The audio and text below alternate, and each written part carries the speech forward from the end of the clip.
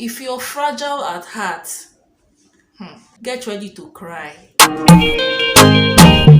Hi guys, and welcome back to my YouTube channel. My name is Uche, and if this is your first time on this channel and you're not subscribed yet, please click on the subscribe button down below so you get notified whenever I post a new video. And if you're a returning subscriber, thank you so much for coming back to this channel.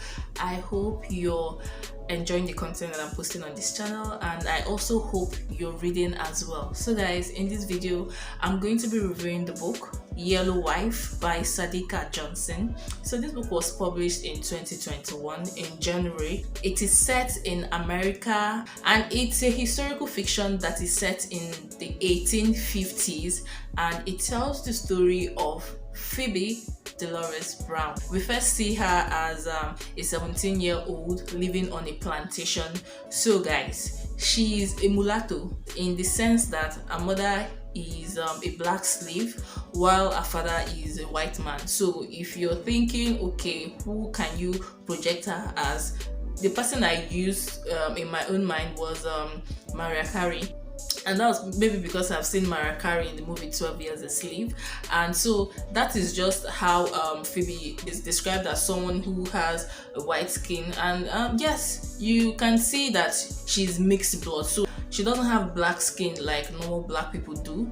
And her mom was a slave in the plantation while her father was the owner of the plantation. But she was still living as a slave. Although she had some kind of privileges, she could read, she could write as well. And her mother had promised her freedom on her father's words by the time she turned 18. So this was what she was waiting for. But with a series of unfortunate events, she happened to be sold by her father's wife, who is a white woman. So she was sold into slavery. And with the progression of this book, we see that beauty is actually a curse for black female slaves, because it just means with your beauty you're just projected to be a fancy girl. So by fancy girl, you mean a girl who lives her life pleasuring men and being at the service of men to satisfy their sexual desires. She was transported to this jail that's called Lapier's jail. So it was owned by this white man, Ruben Lapier. And when slaves are captured, they are just taken to this jail, and then they are put up for auction.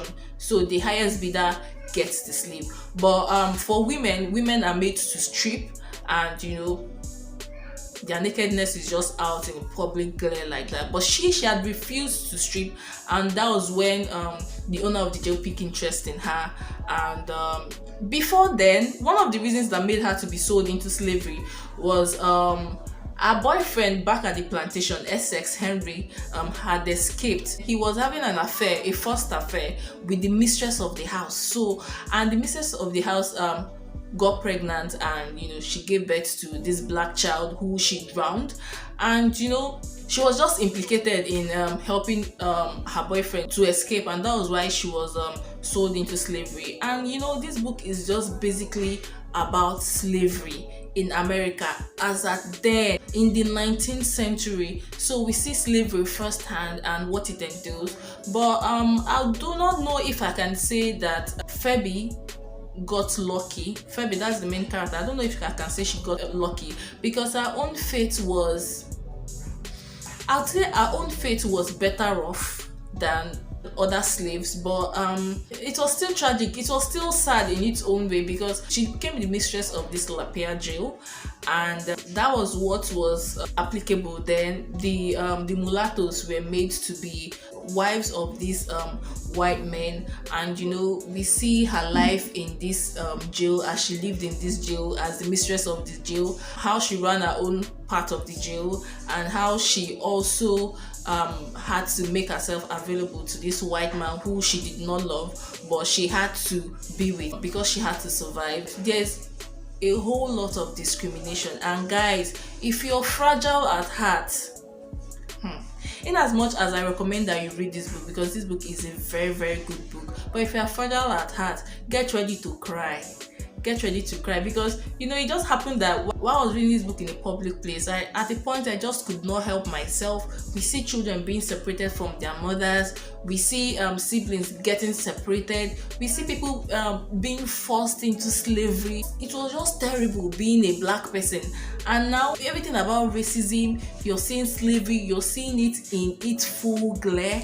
And it was really, really, really a very, very sad thing to read.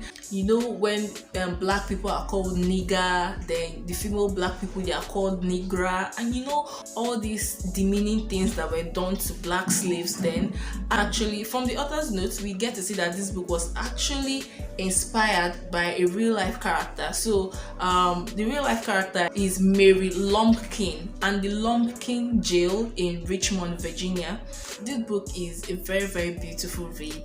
It was well told, and I really, really enjoyed this book. I was really, really rooting for the main character, that's Pheby, but the suspense was just mad because you do not know what can happen at any point. So the whites were just described as these cruel people, and I do not really need just the information that this author has given in this book. We all know what slavery was like in the 19th century. Even me that is in Nigeria, there's a place in Nigeria, Badagry, where it's called the point of no return, where people were sold into slavery. And you know, guys, this book just touches on a whole lot.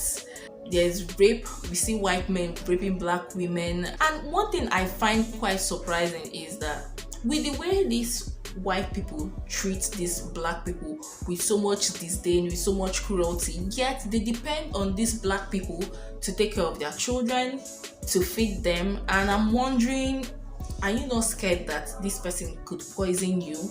I mean, it's the irony for me.